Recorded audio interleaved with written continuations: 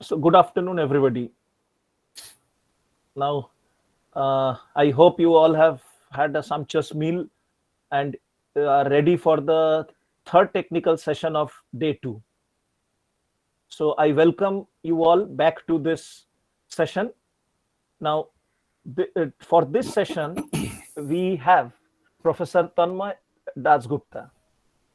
Sir is a faculty member of our department, that is the Department of Business Administration. He is a professor of operations and systems management in the Department of Business Administration, the University of Burdwan. Sir is a BE Mechanical Engineering, MBA in Operations Management, and PhD in Reliability Modeling. Professor Dasgupta has more than 25 years of postgraduate teaching experience in management education. Prior to joining as a university faculty member, he had served different public and private sector organizations for 5 years in various managerial positions. Professor Dasgupta has also held additional charges of the Controller of Examinations, the University of Burdwan, and the principal of the University Institute of Technology, the University of Burdwan. He has more than 60 publications in various national and international journals of repute. Sir has successfully completed one UGC sponsored minor research project and two AICTE sponsored major research project as coordinator.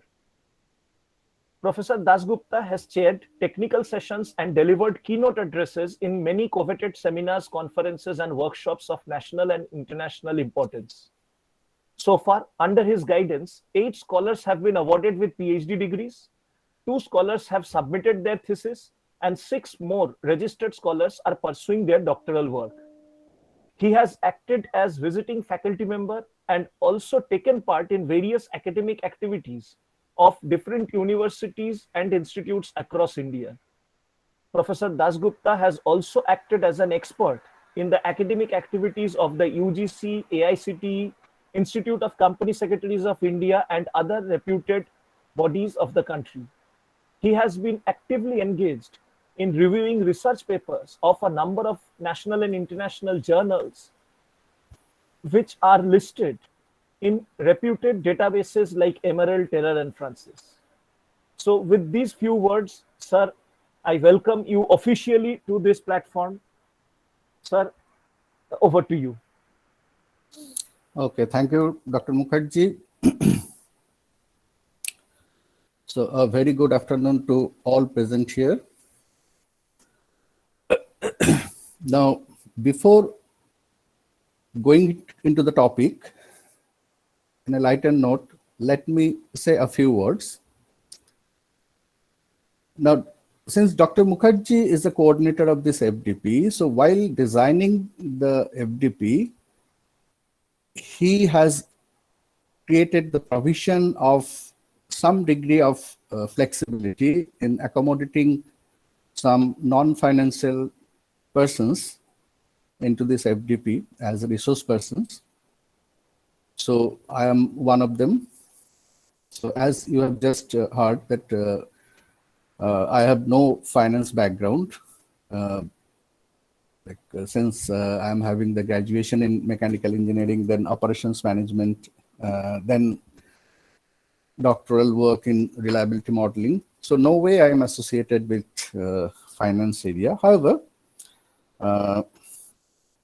since Dr. Mukherjee requested me to deliver in this FDP, so I accepted his request and thought that let me try.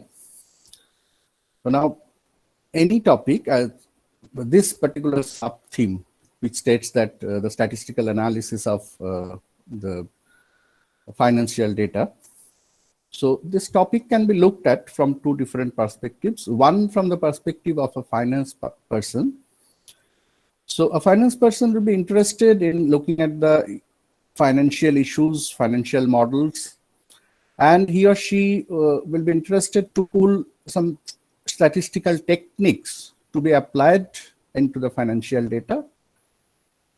And the other approach or perspective is being a non-financial person, the focus is on the discussion on some statistical concepts, techniques, and their applicability to the financial data. So obviously, I belong to the second category. I will opt for the second one since I'm not a finance person. And the thing is that today, the second of this FDP, all the three resource persons, including me, are non-finance people. We belong to the system and operation area.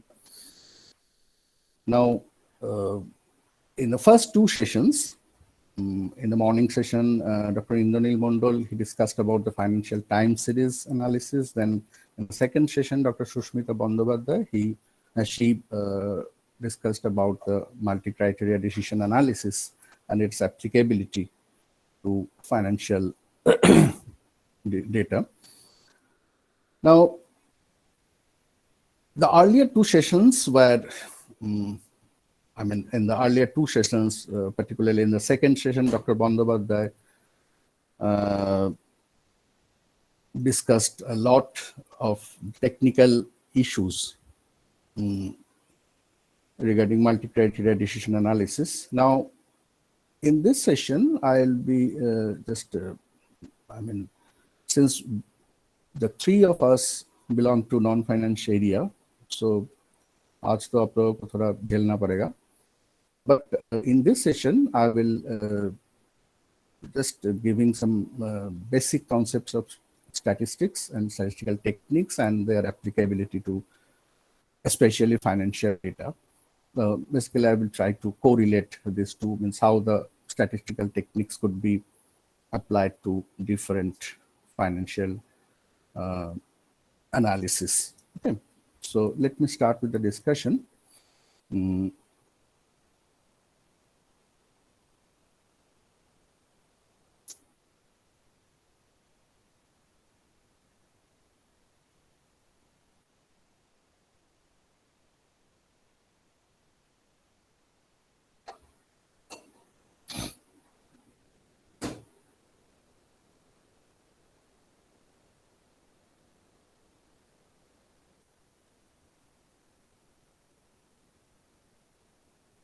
Is it visible? Yes, sir. Yes, Professor. Okay. So the sub-theme is statistical analysis of financial data under the broad theme of this FDP, that is emerging financial accounting techniques.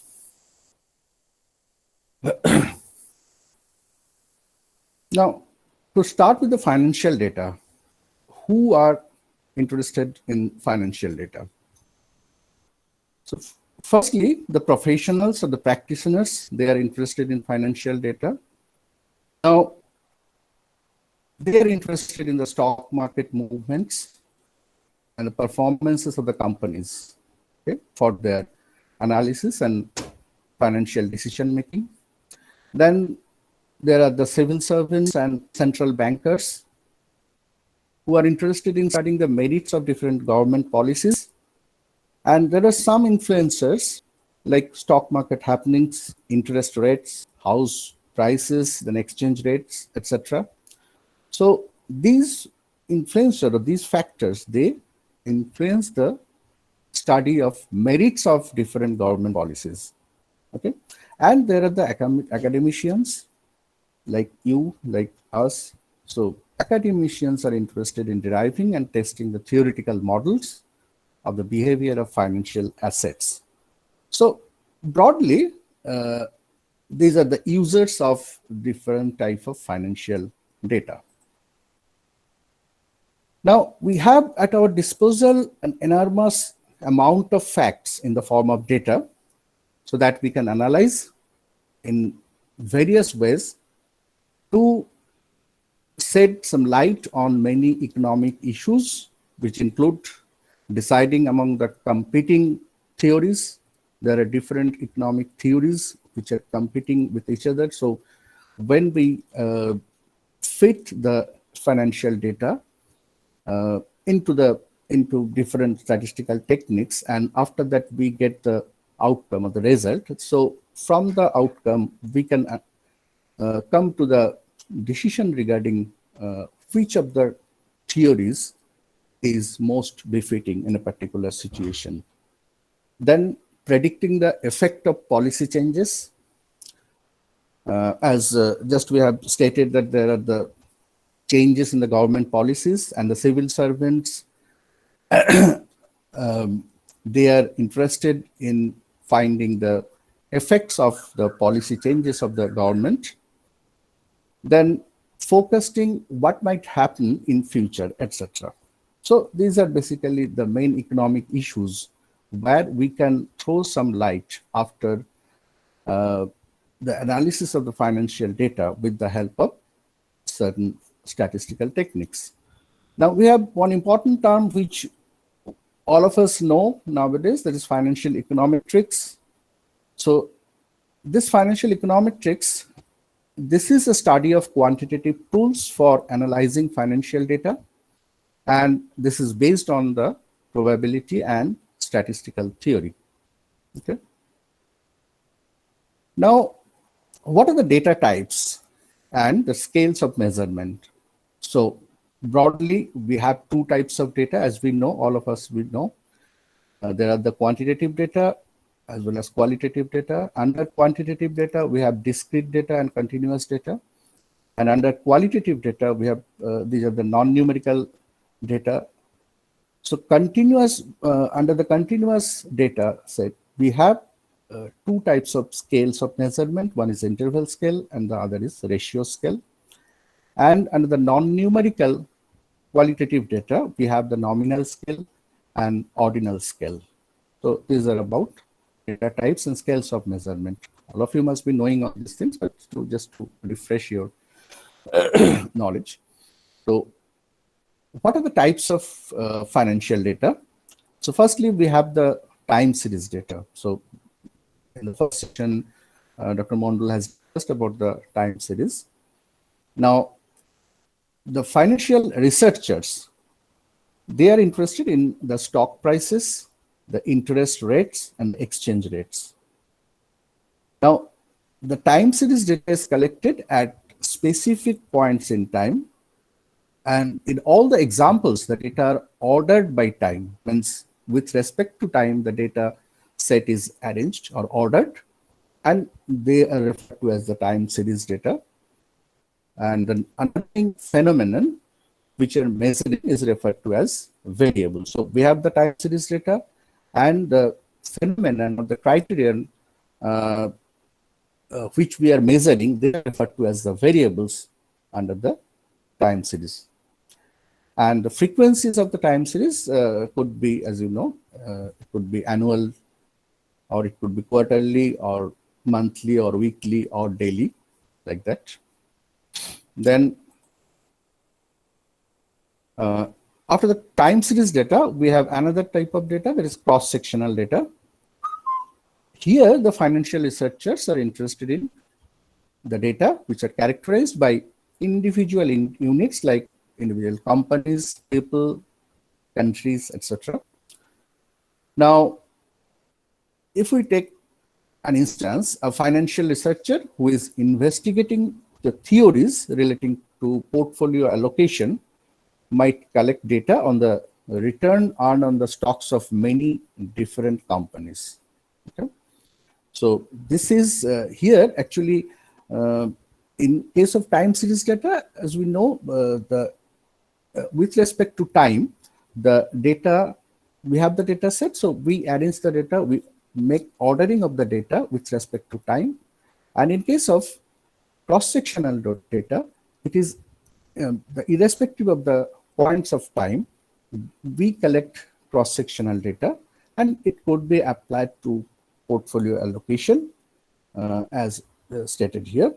And unlike time series data, such cross-sectional data, the ordering of the data typically does not matter. Okay, so in time series data, the ordering with respect to time is important, but here, in case of cross-sectional data, this ordering is not so important. Then regarding the data collection is based on time reference. So already I have stated this. And another is the scales of measurement.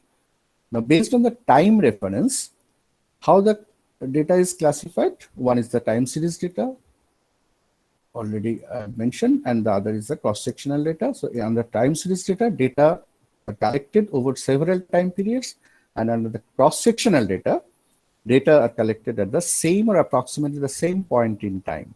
So in one case, in the time series data, so there the time is changing, means with reference to different time points of time, we arrange the data, we order the data. And in case of cross-sectional data, the time is the same or approximately the same, but the criteria are different. Okay. Now, the second one, that is scales of measurement. So already we have mentioned that there are 4 scales of measurement. So now, based on the measurement scales, the data can also be classified. The scale of measurement, it determines the amount of information contained in the data, and it indicates the most suitable data summarization and statistical analysis. Okay. Now, it indicates how variables are characterized, counted, or measured. Now, with reference to the scale of measurement, data can be classified into 4 types: nominal, ordinal, interval, and ratio, as we have already mentioned. Now, nominal scale of measurement, when the data for a variable consists of labels or names used to identify values of variable and there is no ranking or order can be placed on the data, is considered as a nominal scale of measurement. So here the labeling is done. Okay? The naming or the nomenclature of the variable, values of the variable is done. So here ordering or ranking is not relevant. Only the labeling or the nomenclature of the values of the variable, that is relevant here. And to give examples, we may classify the stocks as small cap, as mid cap, or as large cap. So this small cap, mid cap, and large cap, these are the nomenclature or the levels assigned to the particular type of stocks. Okay, so and thereby we can identify different types of stocks by labeling the stocks. Another example could be classifying the funds as equity funds or debt funds or balanced funds. Again, the same thing applies. These are the nomenclature of different types of funds. So this is referred to as nominal scale of measurement. Then coming to the ordinal scale of measurement. Now, data measured at this level can be placed into categories, and these categories can be ordered or ranked. Now, unlike the nominal scale of measurement, here the data measured are ordered or ranked. Okay? In ordinal measurement, scale 1 is higher or less than the other. So one particular scale might be higher or might be less than the other scale. So observations are not just classified, but also ordered.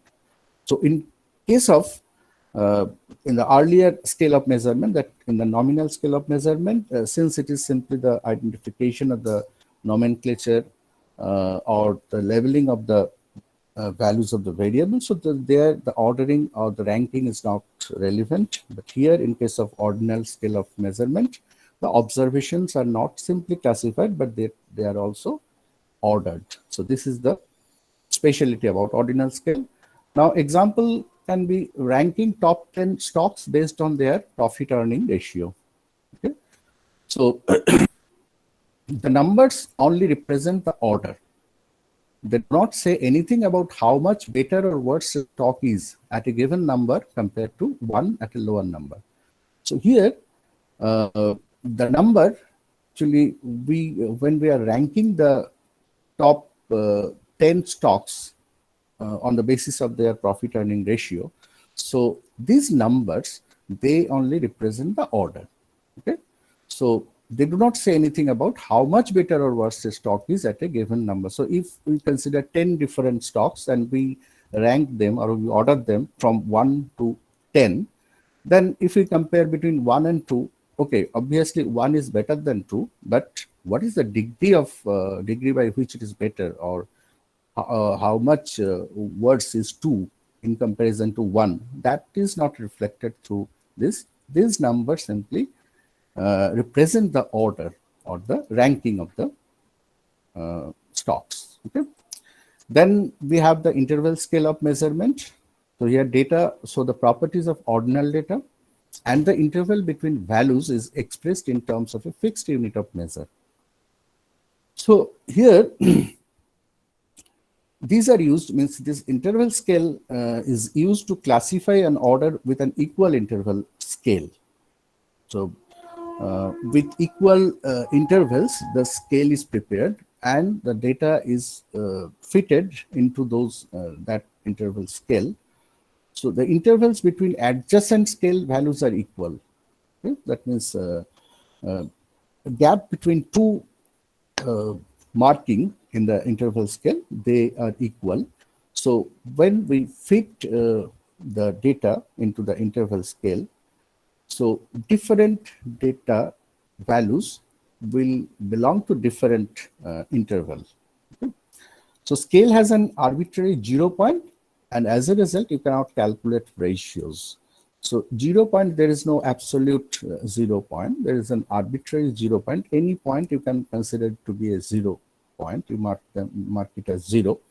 So with reference to that 0, your entire scale will be prepared. So it's not that this 0 is an absolute 0, and it will be always there. Means 0 will be always at that point. It's not like that. It depends on the researcher or the analyst who, according to his or her convenience, he will mark a particular point arbitrarily as the 0 point. Then the examples of this interval scale of measurement could be intelligence quotient, IQ.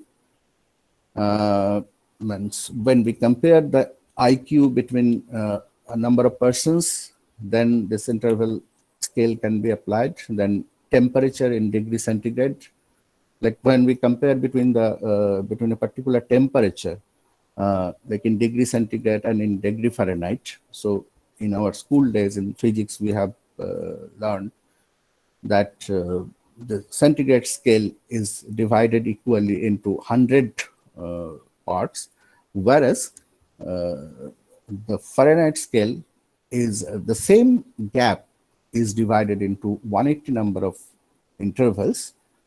So we can make the changes from degree centigrade to degree Fahrenheit, or the reverse, means degree Fahrenheit to degree centigrade. So one property is lacking in the interval scale, that is, there is no true 0. Okay, only the intervals are expressed, but where the 0 lies, that is not given, that is not fixed. Okay, so here there is a lacking in this particular scale. Now, IQ tests do not measure people who have no intelligence. So when we consider 0, so naturally IQ, since we do not have any fixed point as 0 in the interval scale, so a person having no intelligent quotients, no IQ, that means the 0 IQ, so it would be difficult to locate where that particular person you should put that particular person in the scale. Then for temperature of 0 degrees does not indicate lack of heat. So 0 degree temperature doesn't indicate that the temperature, that the heat content of that particular body is not there. Means 0 temperature doesn't implies that the heat content is also 0. Okay, so there is a mismatch, and rather there is this is the disadvantage of this interval scale. Then we have the ratio scale of measurement. This scale possesses all properties of interval data, and the ratio of two values is meaningful. So this scale requires that a 0 value be included to indicate that nothing exists for the variable at the 0 point. So under the ratio scale of measurement, so we find that the this particular scale, it possesses all the properties of interval data, as been discussed in case of interval data, and the ratio of two values is meaningful. So in addition to this interval, also the ratio of two values is important. Then example could be income of a group of people. If one has rupees 0, that means complete absence of money, what we are measuring. So here the 0 value has some implication which we don't find in case of interval scale. So there 0-degree temperature doesn't mean that the heat content of the body means there is lack of heat content in the body. Okay, that doesn't imply. But here in case of ratio scale, if a person has rupees 0, so when we assign this value 0, then it implies that that person doesn't have any money, means there is a complete absence of money. So what we are measuring.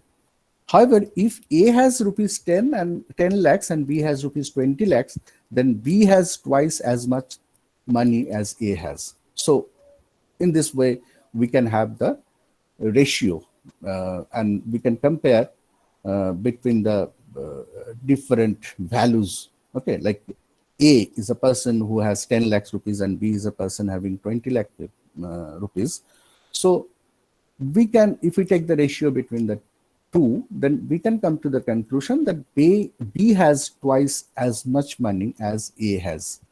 So this here we can have the the implication of the ratio between two values, and also here we find the implication of the 0 value, which we don't find in case of the interval scale of measurement. Okay, so whenever we deal with a set of data, so consider the financial data. So in many researches, we need to first identify that which of these scales can be applied to be fitted to the particular set of data. So that is, we find a lot of applications of the scales of measurement in the research works, also in case of financial researches. Now, so these were the basic things about the data, means who are the users of financial data, how data can be classified, what are the different scales of measurement, etc. Means if you are given with a set of data, then what to do with that data? First, you need to know the characteristics of the data. What are the inherent properties that the data set possessing, so that the person who is analyzing the data or the researcher should know the characteristics of the set of data. Then he or she can proceed with further activities or analysis. Okay. So then coming to the basic statistical concepts. So now measuring the return and risk of securities and portfolios is a crucial element of anyone active in finance.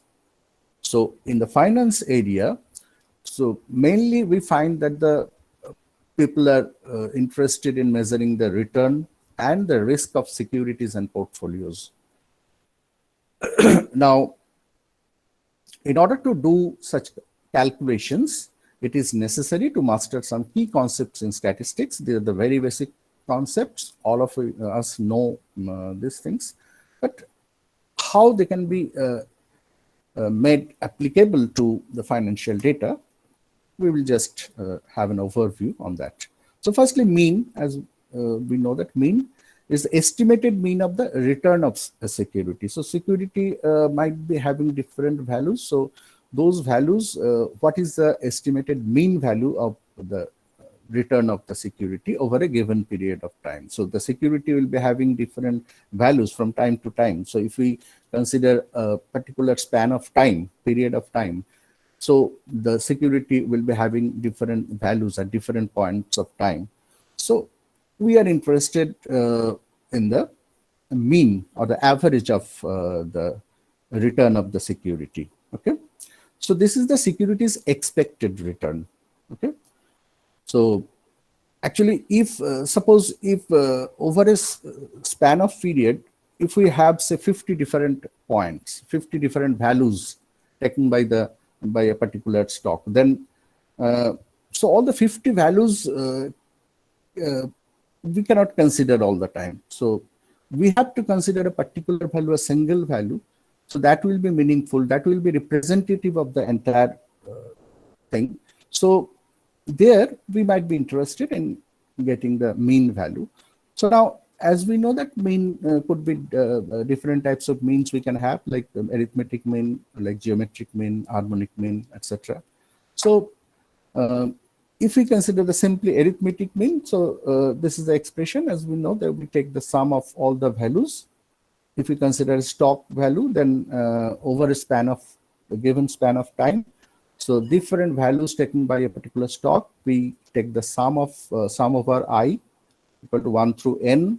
N is the number of values taken by the stock over the given period of time, and then the sum is divided by the number of values. So in this way, we get the arithmetic mean. So there are other types of means also, as you know, like geometric or harmonic mean. So depending on the situation, which type of data set we are dealing with, or which type of particular financial issue we are dealing with. So depending on that, we apply different types of means to get the value, mean value or the average value.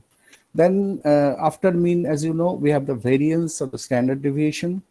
The standard deviation is the basic measure to quantify the riskiness of a security. So since we know that variance or standard deviation, it implies the variability or the spread within the distribution, within the set of data. Okay. So naturally, if we consider any particular stock, then what could be the highest value taken by the stock? What could be the lowest value taken by the stock? Or over a given period of time, how the stock value is changing? Means there is a mean value, obviously, of the stock. Then from that mean, what is the variability? What is the spread of the different stock values? So considering that spread or variability, we come to the conclusion, or we can have an idea about how much risky a security is. So persons dealing with financial issues, they are always interested in measuring the riskiness or quantifying the riskiness of a particular security. So if we have a smaller standard deviation, then the investment is less risky. That means from the mean, it deviates less on either side. Okay. So obvious implication is that investment is less risky. And if there is a larger variance or standard deviation, then it leads to the security is more volatile. Means the values are continuously changing, and there we find that from the mean, the deviations are, or the variations or the spread is quite high. Okay, so that implies from the statistical point of view, we say that there is the large variance or standard deviation in the set of values, and the implication is that the security is more volatile. Okay. Now, standard deviation determines the risk an investment poses. Then standard deviation helps determine the market volatility. So on one side means how much stable a stock value is, whether the stock values are stable or there is high volatility in the stock value. So depending on the spread or the dispersion or the deviation, different terms are there. So we can have an idea about the riskiness of a security. Then prices move wildly, then standard deviation is high. So that means implication is that it is a risky investment. Then if the standard deviation is low, then prices are calm, investments are low risky, less risky. Okay. So these are the implications. So simply, if the security values are steady, so then the values we get, they will be close enough to the mean value. But when we find that there are large variability in the set of values from the mean value, then obviously that implies that it has large volatility. The values of the security changes a lot. Okay. Then coming to the third and fourth properties, actually all these come under the descriptive statistics, as you know. Means basically defining or describing the data set and having different or measuring different values under the descriptive statistics, which actually all these measures basically represent the characteristics of the data set. So now skewness and kurtosis. Skewness is the third property under the basic of the four major properties, as we know, that is mean or the measures of central tendency, then the measures of the dispersion, then we have the measures of skewness and measures of kurtosis, that means the shape of the distribution, these indicate. So in basic statistics and probability theory, we almost exclusively deal with the first and second central moment of a random variable. So they implies the expectation and the variance. So as we know, the first central moment is the mean, that is the expected value or expectation. So now if we consider a random variable, then a expectation value that implies the average of the mean. So that is called the expected value. So that is calculated, that measure is calculated by the first central moment, and the second central moment indicates the measure of the variance. So these two are most widely used. Then if we consider the definitions in terms of the moments, then kth moment, k is the general term, moment of x is a random variable. So mk, suppose m is the moment, so kth moment, it is expressed by expectation of x to the power k. For example, expectation mu equal to expectation of x. So kth moment we are considering. So kth moment, k might take different values starting from 1, 2, 3, 4, like that. So here when we consider the first moment, it is 1. So we get the expectation value, which is mu equal to expectation of x. Then kth central moment of x mu k, that is expectation of, since it is, so first one is the first moment when we are considering, that is the first raw moment, that is, and this one is the kth central moment. So in case of raw moment, we consider the origin, and in case of the central moment, we consider the mean. So we take the deviations from the mean. So when we consider the kth central moment of x, then it is expressed by mu k, which is equal to expectation of x. X is the random variable, it takes different values. So we take the difference from the mean, which is mu. So x minus mu whole to the power k, because we consider the kth moment. For example, variance, if we consider variance, so then equal to 2, because it is the second central moment. So k equal to 2, we put the value of k equal to 2. So we get equal to expected value of x minus mu whole square. Okay. So in the statistical analysis of financial data, or better in the risk management, one is often interested in the third and fourth central moments, which are the basis for skewness and kurtosis. So the third central moment gives us the measure of skewness, and the fourth central moment gives us the measure of kurtosis. Okay. So what is skewness? You all know the third central moment tells us how symmetrical a distribution gathers around its mean. So skewness is opposite to the symmetry. So skewness simply implies that it is the lack of symmetry in a distribution. If a distribution is symmetrical, like most popular one is the normal distribution. So there we find that the measure of skewness equal, or the degree of skewness equal to 0.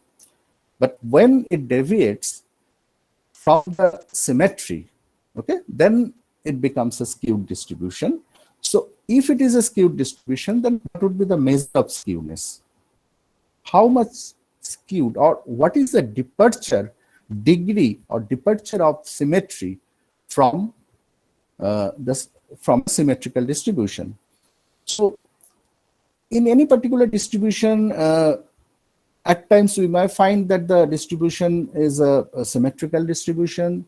So then it becomes easier for us to get different measures to calculate or estimate different measures. But when it departs from the symmetry, then we need to calculate, we need to have the idea about the degree of skewness which is there in the data set.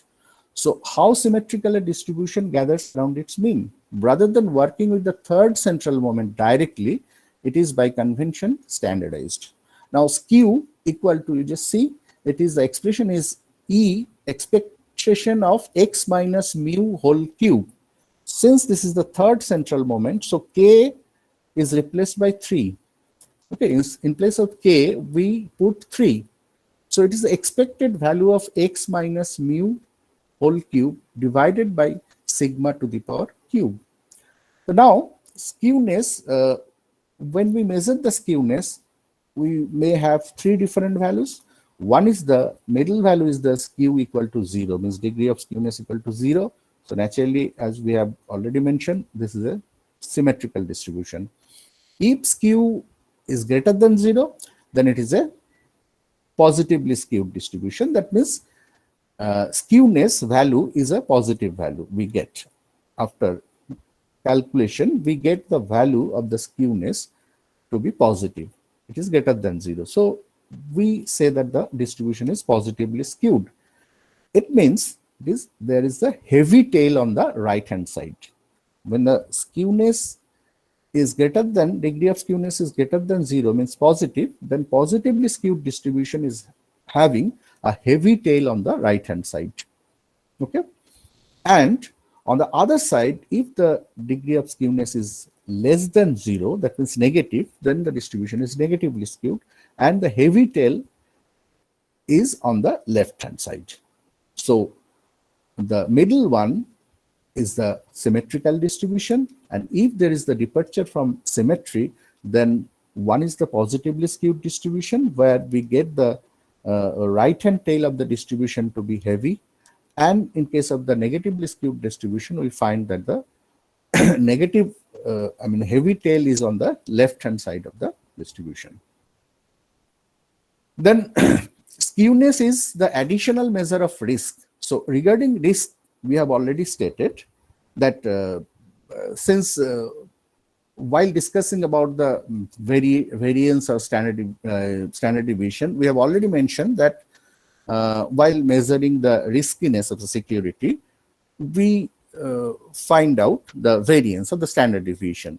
Okay, so that is basically the primary measure of the risk which is associated with the security. Now, additional measure of security or risk, if we consider, then it is given by the skewness. Now, here we find a diagram like this returns could be symmetrical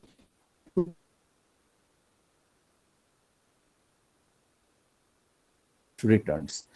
Now, when it is negatively skewed, to find more large negative returns than would be expected if returns are normally distribution.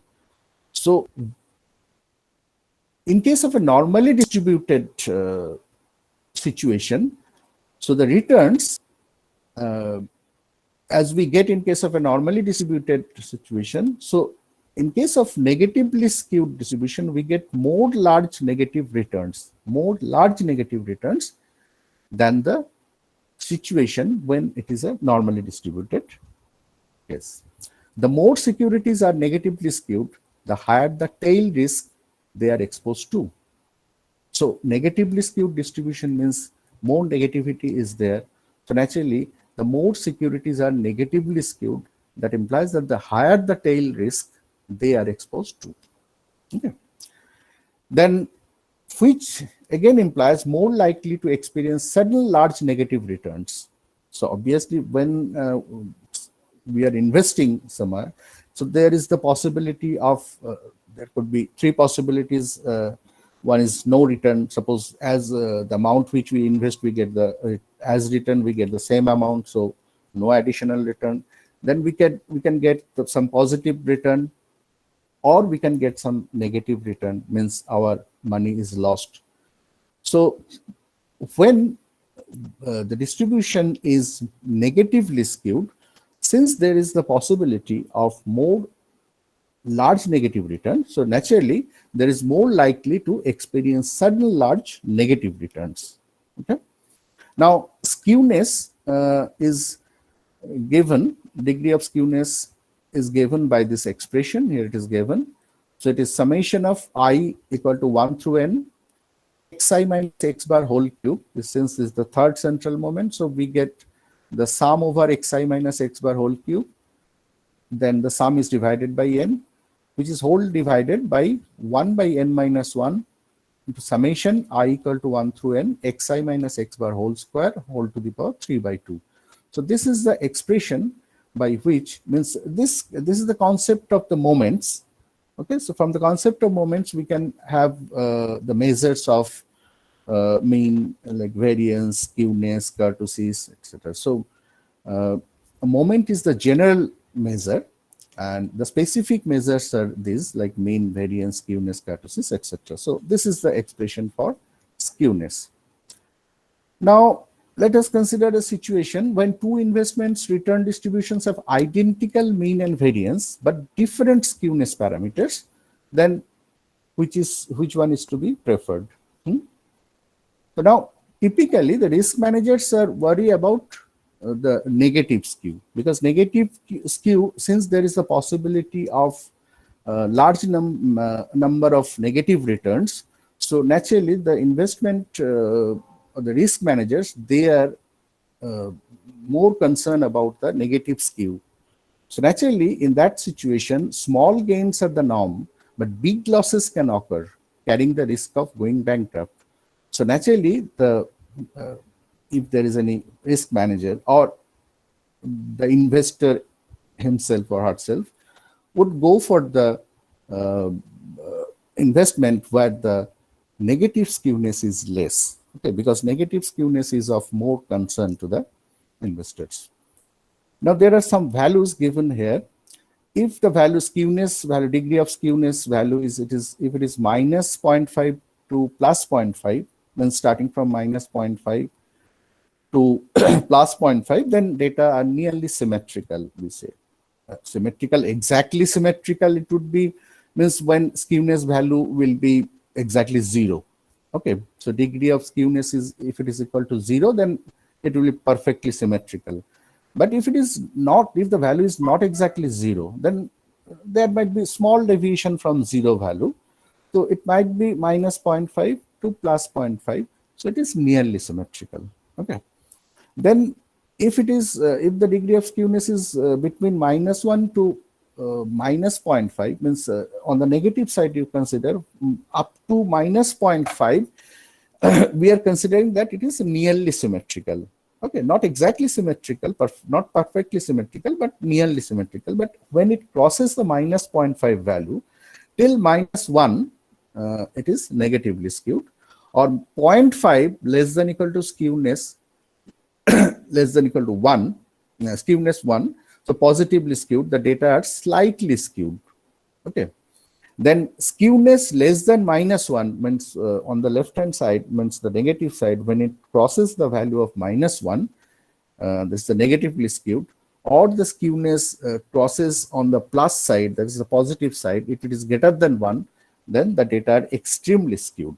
Okay, so the different ranges have been given here, that when we call the distribution to be nearly symmetrical, when they are slightly skewed, and when they are extremely skewed. So according to the value of the degree of skewness as we get after calculation, So we decide about the this degree of skewness, how much skewed a distribution is.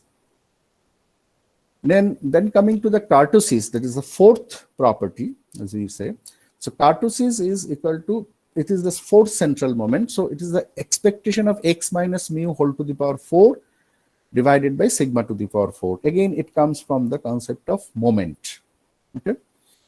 So the kurtosis is the standardized fourth central moment. The measure of kurtosis puts more weight on the tails. So for skewed distributions, kurtosis is not very meaningful because it will measure both asymmetry and tail weight. So when we consider between skewness and kurtosis, means skewed distribution and the degree of kurtosis for a distribution. So as compared to the skewness, means a skewed distribution is more important, means to the investors or to the risk managers. So they are more concerned about the skewness of the distribution. Okay, so kurtosis in that case is not very meaningful because skewness implies both asymmetry as well as it implies the tail weight. Okay. It is an indicator that is aimed at symmetric distributions. Minimal value is 1 and is achieved for any random variable that only takes two distinct values with probability half. The normal distribution has the kurtosis value equal to 3, and that value is independent of location and scale parameters mu and sigma square. Now this kurtosis value 3, this is independent of the location and the scale parameters, okay, which are given by mu and sigma square. There's the mean and the variance. So when scale parameters, when we consider, they are given by the mu and sigma square, that is the mean and the variance. And when we consider the skewness and kurtosis of the distribution, so they represent the shape parameters of the distribution. So one is the scale property and the other is the shape property. Then we have a term called excess kurtosis. So why excess? Excess kurtosis equal to kurtosis minus 3. So in case of normal distribution, that is a perfectly symmetrical distribution, that is which we say normal distribution, which is also called the mesokartic distribution. So there the degree of kurtosis is equal to 3. So when we consider excess kurtosis, so how much it is in excess over 3. Okay. So the difference between the measure of kurtosis and the value 3, which is for normal distribution. So that is called the excess kurtosis, and that is very important in this context. Now, excess kurtosis compares the kurtosis coefficient with that of a normal distribution. Okay. It is a valuable tool in risk management because it shows whether an investment is prone to extreme outcomes. Okay. Now, you can understand if the distribution is a normal distribution, then the situation is quite under control. It is, I mean, the investors or the risk managers, they can well understand the nature of the distribution or what could be the returns, etc. But when there is involvement of this skewness, that means it departs from the symmetry, then what is the degree of that departure from symmetry? That is very important. And in case of kurtosis also, if it is a normal distribution, then perfectly symmetrical distribution, which is having the degree of kurtosis equal to 3. But when the degree of kurtosis exceeds the value of 3, okay, then that is referred to as excess kurtosis. Now, this excess kurtosis value, it is a very valuable tool for the risk managers because it shows whether an investment is prone to extreme outcomes. Now, excess kurtosis can be positive, which is leptokurtic distribution, means greater than 3. The degree of kurtosis is greater than 3. So we know that when it is greater than 3, means when it is more peaked than a normal distribution. So then it is a leptokurtic distribution, or it could be a negative excess kurtosis, means the value is less than 3. Okay, so then it is a platykurtic distribution, or it is exactly 0 or nearly 0. So then it is a mesokurtic distribution, which is similar to the normal distribution. Okay. Now, excess kurtosis is an important tool in finance, and more specifically in risk management. In many quantitative financial models, here we find the expression for kurtosis, which is given by, so as you have seen in case of the skewness, degree of skewness, we have seen that since skewness is the third central moment, so the power, so in place of k, it is replaced by 3. And when we consider the degree of kurtosis or measure of kurtosis, then the same expression, but we find that the power, that is the k value, is replaced by 4 on the numerator. Okay. Now, what are the implications? The higher the kurtosis coefficient is above the normal level, or the heavier the tails on the return distribution graph, the more likely that future returns will be either extremely large or extremely small. So kurtosis coefficient, what is that kurtosis coefficient? This is excess kurtosis compares the kurtosis coefficient with that of a normal distribution. So when the excess kurtosis, this is compared with the kurtosis coefficient of the normal distribution. So then for higher kurtosis coefficient, which is above the normal level, okay, so if it is higher the normal level, then that implies the heavier the tails on the return distribution graph, okay, the more likely that the future returns will be either extremely large or extremely small. So means higher kurtosis coefficient goes to the extreme ends, means on the right hand side, positive side, or on the left hand side. So if it is on the right hand side, the right extreme, then there could be large extreme returns, means positive returns, or it could be extremely small return, means negative returns. So that is the implication of the higher kurtosis coefficient. Then we have another implication: stock prices with a higher likelihood of outliers on either the positive or negative side of the mean closing price can be said to have either positive or negative skewness, which can be related to kurtosis. So what about the stock prices? So stock prices with a higher likelihood of outliers. So where we find there is the possibility of good number of outliers on either the positive or negative side of the mean closing price. So there is a mean closing price. So if in the stock prices, if we find that, so suppose we have a number of stock prices. So if you, so you have the mean closing price.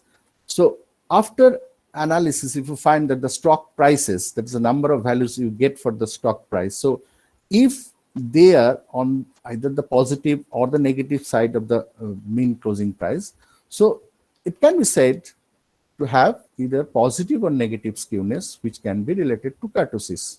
Okay, so outliers means you can understand the normal situation is that the values as we get, that should be close enough to the main value, that the central tendency value. So then if it goes further on the right hand side or on the left hand side, so naturally there will be possibility of more number of outliers. So as more number of outliers will be there, so in the stock prices you will find that either you have the positive, extreme positive or extreme negative skewness, and this extreme positive or extreme negative situations can be related, or it is most important for the business, and you have to relate these to the kurtosis. Okay. Then another implication is that a high kurtosis indicates that large price changes have not occurred in the past. High kurtosis indicates that large price changes have not occurred in the past. On the other hand, securities that have a low kurtosis will have experienced wider price changes in the past. So when we find that the kurtosis is high, So that indicates that there is no large price changes have not occurred in the past. Okay? And when the kurtosis is low, degree of kurtosis is low, then there is the possibility of wider price changes in the past. Okay. So these are some of the implications of skewness and kurtosis in the financial decision making. Now coming to another concept, correlation. So I'm just coming one after another, just starting from the basic statistical concepts.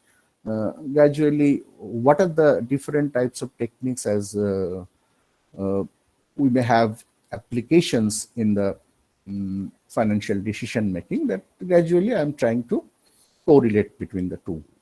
Now, correlation analysis we know. So correlation, it measures the linear dependence between two assets. In financial terms, we can say that it measures the linear dependence between two assets. Now, correlation is having a crucial role in modern portfolio theory, as explained in Markowitz portfolio selection. So this correlation analysis is having an important or crucial role in the modern portfolio theory. Now, here we are having the expressions for the correlation coefficient. So you know the expression. Now, assets with the positive and negative correlation implies, so if the assets are having positive correlation, then that implies the same or means positive or negative correlation is the same or opposite directions. So positive means same direction. So same direction means up, up. Okay, means both the assets are moving up or both the assets are moving down. And negative correlation means opposite directions. So opposite directions means one is up, then other is down. And if one is down, then the other is up, in this way. Okay, so here the application of correlation analysis we find in the asset management. Then return and risk management are very important, you know. So mean, then standard deviation, then skewness, kurtosis, correlation. So all these are easy to calculate statistics based on a security's past performance that hold a lot of information on a security's return behavior. So past performance, if we consider the past performance and if we collect the financial data relating to that, then from time to time we would require estimating the measure for different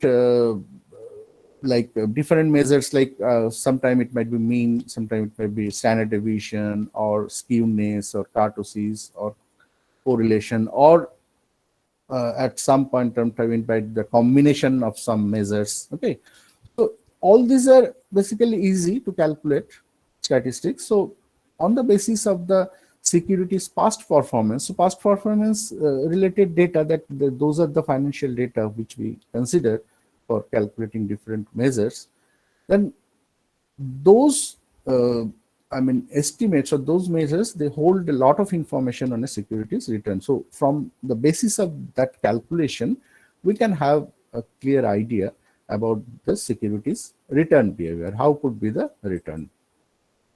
Then the next one, regression analysis. We know regression analysis comes with several applications in finance. For example, this statistical method is fundamental to the capital asset pricing model, CAPM.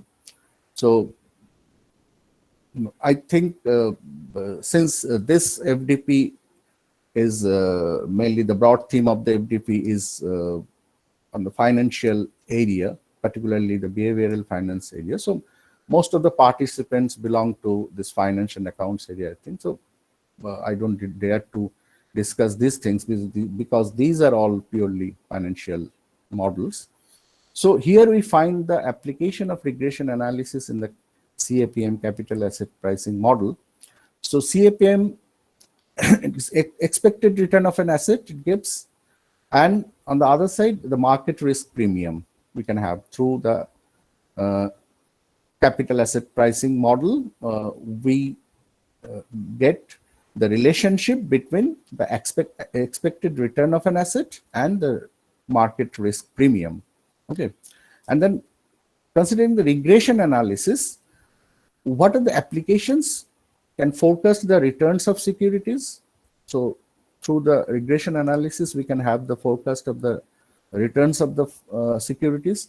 Then we can have the forecast of the performance of a business, then the beta coefficient for a stock. So these are some of the applications of regression analysis. Then the basic types of regression, we have simple linear regression and multiple linear regression. Although there is another type of regression analysis that is non-linear regression for more complicated financial data and its analysis. Then multiple regression analysis, it is applied for forecasting financial statements. Okay. Now, to determine how changes in certain assumptions or drivers of the business will impact revenue or expenses in the future. So through the application of regression analysis, what are the outcomes we can get? So it can be applied to determine how changes in certain assumptions or drivers of the business will impact revenue or expenses in the future. Okay. Then, for example, there may be a very high correlation between the number of salespeople employed by a company, the number of stores they operate, and the revenue the business generates. So if we have different factors operating in the business, then what could be the relation? First, what could be the relationship, degree of relationship amongst the factors? Then how the changes in different factors will affect the performance of the business, or how the revenue from the business can be generated. So such type of applications of the regression analysis we can have. Now, then we come to certain basic models. Like, let us now consider some basic models for the analysis of financial data. Like, we have random walk theory or random walk hypothesis. So in the first session, Dr. Mondal has mentioned about this random walk model. So it plays a special role as it was introduced as the first stochastic model for representing stock prices. Since we know that the stock pricing model is a stochastic model, so naturally here we find the application of the random walk theory. Okay, so we will discuss a few models, important models, like the random walk model first. So random walk hypothesis is a financial theory stating that stock market prices evolve according to a random walk. A random walk, as the name indicates, that price changes are random, okay, and thus cannot be predicted. So normally the understanding is that through the analysis we can predict the stock prices, etc. But here, according to the random walk model, the conclusion is that the stock market prices evolve according to a random walk, and hence the price changes are random in nature, and thus it cannot be predicted. So stocks movement as being described by random walk theory is unpredictable. Okay. This theory heavily criticizes fundamental analysis and technical analysis. So it is on the contrary of the different types of fundamental analysis and technical analysis of the financial data. The random walk theory states that the stock market prices, they are random in nature and they cannot be predicted. It means today's stock price is not at all dependent on what the stock price was yesterday. Yesterday price was based on information available yesterday, and today the stock is based on information that is available today. So it's not that there is a particular trend or the past performance influence the price of the next price of the at the next point of time. Means yesterday's price doesn't influence the today's price, because the information based on which the yesterday price was fixed, so that is different from the today's information. So today's price is dependent on today's information. Okay, so in that sense it is unpredictable. Then insider information is not included in the theory, And random walk theory is based on the weak form of efficient market hypothesis, which states that all the available information is already inculcated in the stock price. So this is about, these are all modern concepts, that is efficient market hypothesis. So which states that all the available information is already inculcated in the stock price. Then since we have discussed about the normal distribution and the departure from normal distribution, then why we go for testing the normality? Okay, that's the thing. Now, log returns are Gaussian or not. So when we consider the returns, and if we take the log values of those returns, then whether they follow normal distribution or not.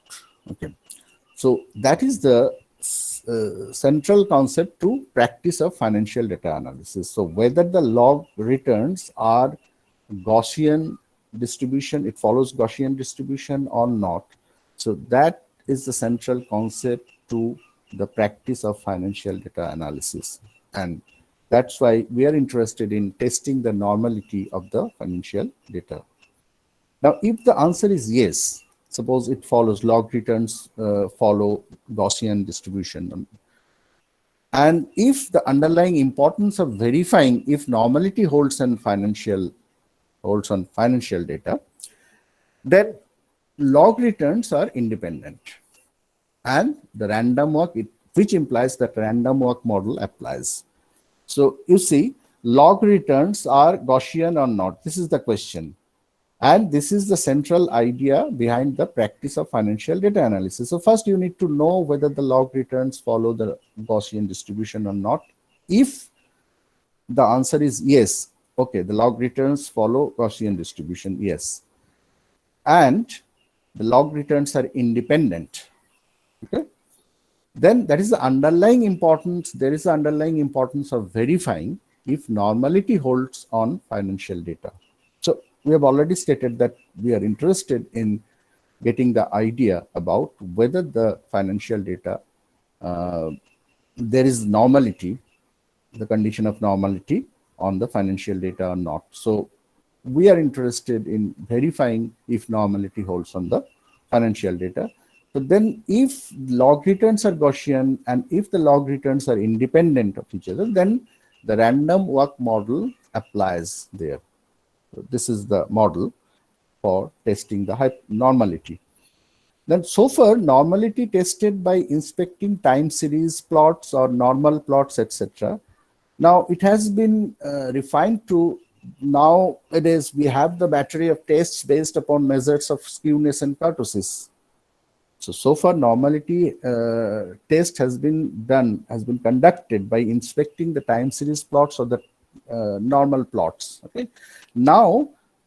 Nowadays we have some concepts, or we have some better tests which we may refer to as the battery of tests, which are based upon the measures of skewness and kurtosis. Okay. So they give better results. Then to test that, data stem from Gaussian distribution. So we test, so we apply from amongst the different tests, we apply the tests which are based on the measure of skewness and kurtosis. Okay, so whether normality is there or not. Okay, so why such type of test is conducted? Because to test that whether the data stem from Gaussian distribution, because that is basically the purpose behind testing the normality. Okay, so now there are so many, as we have mentioned, that there are the battery of tests which are based on the measures of skewness and kurtosis. So one of the most popular and important such test is the Jarque-Bera test. So this test of normality compares the sample skewness and kurtosis to 0 and 3, their values at normality. Okay, so their values at normality means, if you know that already we have mentioned that under normality situation, the skewness, degree of skewness should be equal to 0. The degree of kurtosis should be equal to 3, which is mesokurtic. So at normality, whether it compares whether the sample skewness and kurtosis is 0 and 3. For testing, we have the test statistic. We know that whenever we go for any testing, statistical testing, then we need to have a test statistic. So here for the Jarque-Bera test, we have the test statistic JB, Jarque-Bera, equal to, this is expressed by, the expression is given by n by 24 into 4 into skew square plus excess kurtosis. Kurt x means excess kurtosis square. Okay, so this expression, skewness, we take the skewness square, multiply it by 4, then we square the excess kurtosis, we add it to 4 into skew square, then that sum is multiplied by n, which is finally divided by 24. Okay, and this expression, it follows a chi-square distribution. Okay, so actually through this test statistic, we go for testing the normality of the data. So null hypothesis of a Gaussian distribution is rejected in all cases. Thus, the random walk model with normal increments does not apply here. So when we consider the Gaussian distribution, we assume it to be a Gaussian distribution, then the null hypothesis is rejected in all the cases. Okay. Now, thus the random walk model with normal increments does not apply here. So risk management decisions based on that approach will be imperfect. Okay. Normal distribution is not appropriate for financial returns because their tails are just too heavy. Now, we want to, a normal tendency is that to depend on normal distribution, and if the distribution is a normal distribution or Gaussian distribution, then it is convenient for us, it is comfortable to deal with such distribution. But from the practical point of view, we have seen that the normal distribution is not very appropriate or suitable for financial return analysis because their tails are just too heavy. Actually, for the financial returns analysis, the tails of the distribution should not be heavy. So heavier tails doesn't fit with the financial return analysis. So since normal distribution is having heavier tails either on the right hand side or on the left hand side, so that doesn't fit with the perfectly fit with the financial return analysis. So this is a test which is called Jarque-Bera test. There are similar, so many tests are there, which are, finally you have to remember, so those tests are based on the measures of skewness and kurtosis. Okay. Then we have the t distribution while discussing about different models. So t distribution is another model. So for t distributed random variable, we need a z. Z we know it is a standard normal variate which follows normal distribution with 0 and 1, 0 mean and 1 variance.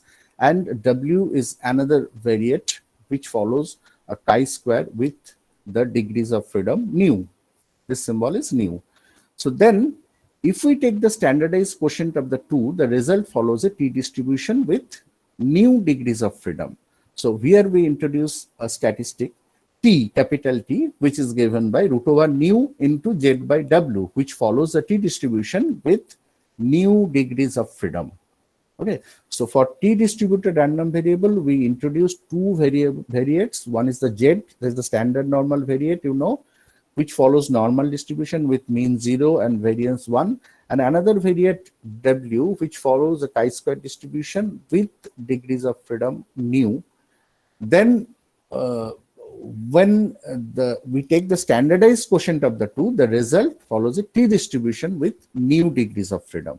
Okay, so then t, capital T we introduce, which is expressed by root over nu, root over degrees of freedom into z variate by w variate, which follows a t distribution with new degrees of freedom. Now the degree of freedom nu are here, it is the shape parameter. So shape parameter means it is the degree, measures of the degree of skewness and degree of kurtosis.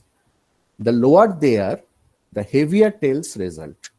Okay, so this SEP parameter nu, the lower value of nu, it implies the heavier tails. Okay. While in classical statistics, nu is a positive integer, it can take any positive value in financial analysis. So, next we go to this one. There are some mixture distributions. Okay, means we combine 2 or 3 or 4 distributions sometimes. So this is an emerging model. It is considered to be a model where we mix 2 or 3 distributions to form a new type of distribution that can be applied for different analysis. So another class of heavy-tailed models is a mixture distribution, where we take 90% of N01, is normal distribution with 0 mean and 1 variance, and 10% of N025. So this is one particular model. So here we find F mix of X. This is the function which is given by 0.9, since 90% of N01. So 0.9 F N01 X plus 10% means 0.1 into F N025 X. So by combining these 2 types of distribution, we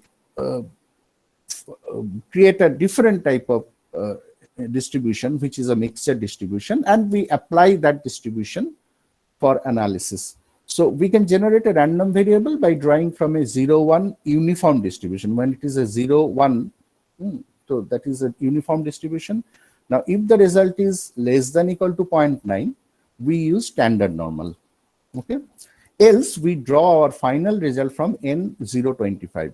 So either if it is less than equal to 0.9, so we use the standard normal. Otherwise, if it is not less than equal to 0.9, then we go for the second one, that is N025. This model is appropriate for a stock that shows little variability most of the time.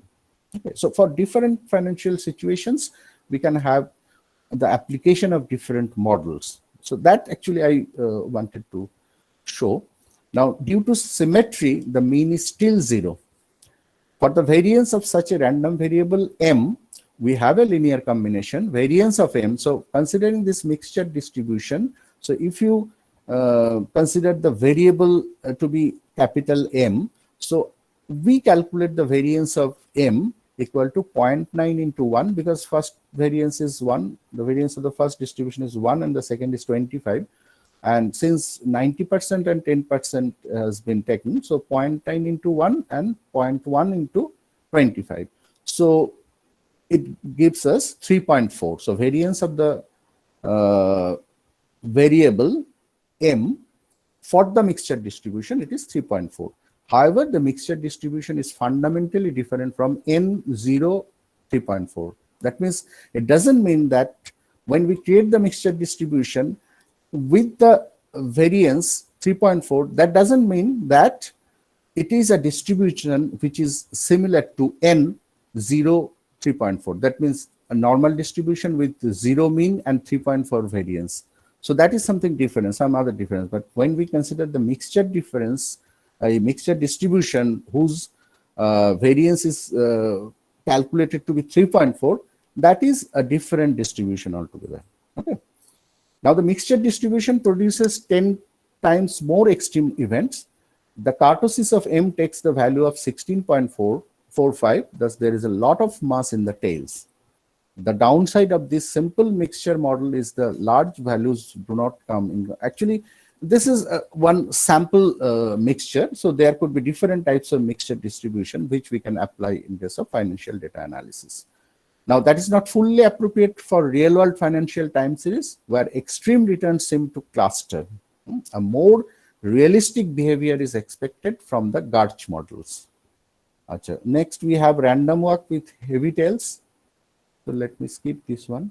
For Gaussian random walks, assuming independence of the increment. So independence of the increments we have already considered in the earlier model, and that the fact that the sum of the independent Gaussian random variables still have a normal distribution, it was straightforward to perform multi-period risk management. So if this model doesn't apply Okay, so that is no longer the case if we work with heavy tail distributions. So unfortunately, the sum of random variables belongs to a different distributional family. So when such models do not work, then we have to go for Monte Carlo simulation. This is there's something wrong. This will be Monte Carlo simulation. Okay. Achha. Then we have some volatility models. We have quite a bit of empirical evidence that financial log returns feature volatility clustering. There are periods where the prices change more substantially and others where the market is quieter and the movements are relatively little. So either the market is a stable market, we can say that market is much quieter and movements are also relatively little. And on the other side, the market is quite volatile. Okay. So hence the magnitude of financial log returns is usually serially correlated. Okay. Then estimating the conditional mean and variance. So here we give some expressions for the time series in statistical analysis where we write xt, which is given by mu t plus et. So mu t is the conditional mean of the series. So et, we know that this is the expected value of t. Now mu t we introduce here, which is the conditional mean of the series, that is given by mu t equal to expectation of xt given xt minus 1, xt minus 2 up to xt. Okay. So and et, we consider this et is a disturbance term. Okay, so we this et has been added to mu t. So mu t expression has been given here. That is the expected value of the xt given the values of xt minus 1, x minus 2, etc. So et is termed here as the disturbance term. So in traditional time series analysis, ARP modeling, that is auto-regressive modeling, the disturbance term is usually assumed to be a white noise innovation. So these are some of the terms. So xt is expressed by alpha 0 plus alpha 1 to xt minus 1 up to alpha p into xt minus p plus et, where et is a white noise innovation, means some noise factor, some disturbance factor, which we have to consider. So, so this can be applied. This it's not that in the financial market this is applicable. This can be applied to any situation because this noise or disturbance can be. We can have disturbance or noise anywhere in any system. So that noise or disturbance, the degree to which this can create some disturbance in the system. So that factor we have to identify, and that the value, the measure of that noise or disturbance factor has to be estimated. That is important for any system rather, or any type of analysis. Now, under these assumptions, the conditional mean of xt is a non-constant and time dependent, but the conditional variance is a fixed quantity and equal to the marginal variance. Okay, then we skip this one. We have the ARCH models, which is the acronym for autoregressive conditional heteroscedasticity, stochastic model, and stands for models where the conditional variance of a time series is modeled with an autoregressive approach. So here we assume that xt equal to mu plus sigma t into wt. Okay. Then xt has a time dependent conditional variance. Xt is a time dependent conditional variance, but the conditional mean mu t equal to expectation of xt, which has been given earlier, expectation of xt given the values of xt minus 1, xt minus 2, etc., which equals a constant of mu. This reflects the situation of financial log returns well, as we have seen that they usually have little or better direct correlation. Achha. This is the autoregressive conditional heteroscedastic model, ARCH model, this is called. This is ARCH 1 model, then ARCH P model. Just to go through, I will give you the slides. Achha, then we have GARCH models, which is generalized autoregressive conditional heteroscedasticity, or GARCH, is a statistical model used in analyzing time series data where the variance error is believed to be serially autocorrelated. Okay, so the error terms, what is the error? Means variance error means you have the expected value and you have the actual value. So when the expected value, and there is a gap between the expected value and the actual value, there is a gap, and that is referred to as the error. Okay, now we are concerned about the errors that are occurring from time to time. So in time series data, obviously this variance error is very important. And according to the Garch models, these errors, actually here we basically estimate the errors that are occurring. Means suppose you have a model and you are expecting that the value should be like this, that there is an expected value, but in reality the value is coming to be something different. So when there is a gap between the expected value and the actual value, so that is the error. Now the question is whether the error is a more or less constant throughout with respect to time, or sometimes it becomes very complicated when the errors are very erratic, volatile in nature. I mean, errors are sometimes very small, sometimes very large, sometimes moderate, etc. So continuously it might be varying. So depending on that, the situation becomes complicated. So according to this Garch model, so this variance error is believed to be serially autocorrelated, and Garch models assume that the variance of the error term follows an autoregressive moving average process. Okay, so so model equation for a pure Garch PQ process is given here. ET, expectation of T equal to sigma T into WT, where sigma T squared, this is a variance term, variance is given by this expression. Okay. Then Garch is a statistical modeling technique used to help predict the volatility of returns of financial assets. So this is in today's market, when we consider the analysis of financial data. So the researchers mainly they consider these Garch models. So this is the most emerging technique which are used in the analysis of financial data. So Garch is a statistical modeling technique used to help predict the volatility of returns on financial assets. Now, this estimating this volatility or predict this volatility of the returns, this is a very complicated issue, obviously, you can understand. So this model can help us in that. Then Garch is appropriate for time series data where the variance of the error term is serially autocorrelated following an autoregressive moving average process. So this part has been, I think, this has been discussed by Dr. Mondal in the first session. The Garch is useful to assess risk and expected returns for assets that exhibit clustered periods of volatility in returns. Now, although Garch models can be used in the analysis of a number of different types of financial data, such as macroeconomic data, financial institutions typically use them to estimate the volatility of returns. So, Garch models are mainly meant for estimating the volatility of the returns for the stocks, for the bonds, and market indices. They use the resulting information to help determine pricing and judge which assets will potentially provide higher returns, as well as to forecast the returns of current investments, okay, in the asset allocation.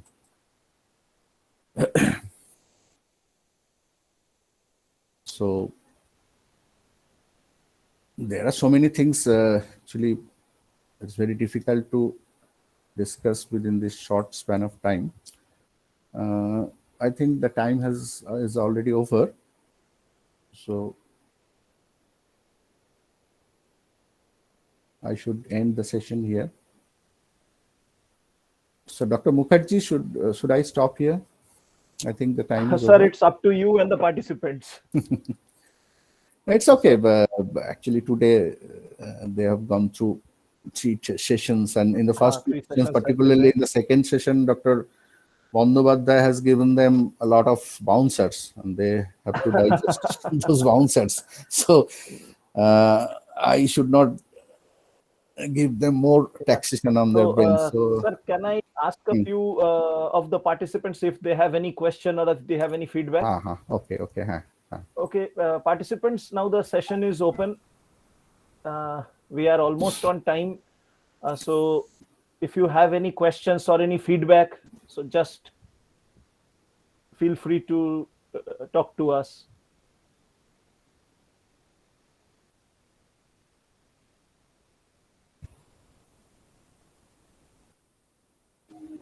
Anyone?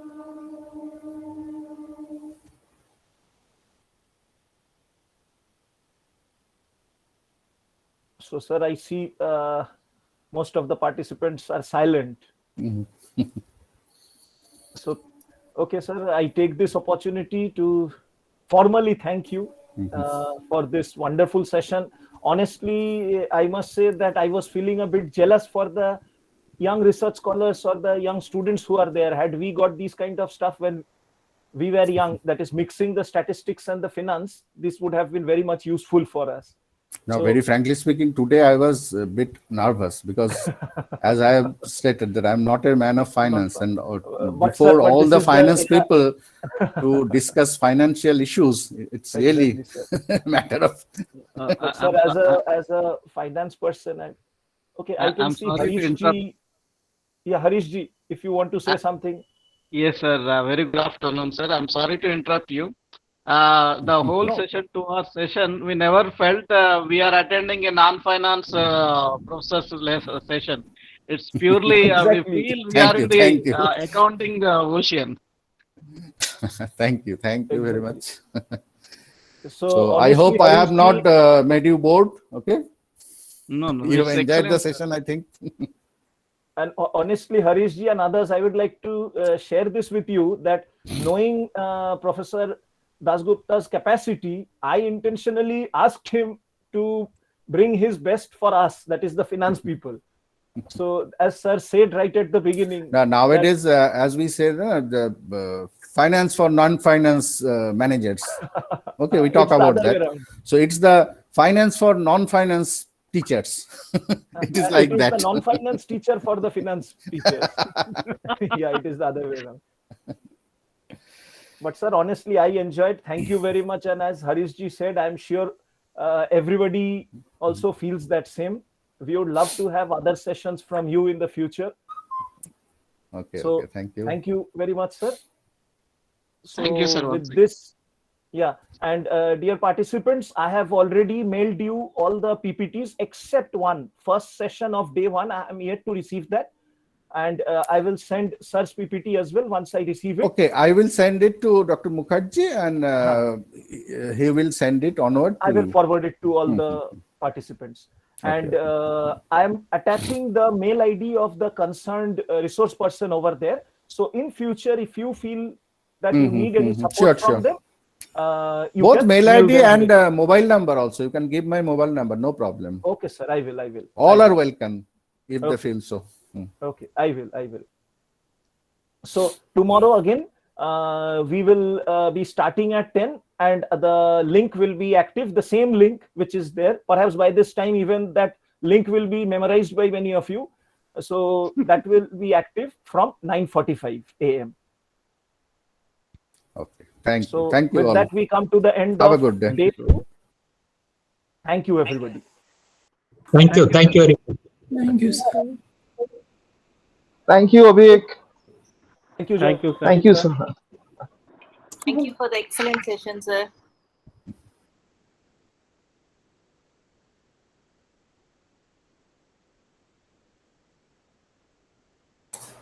So thank you for your presentation.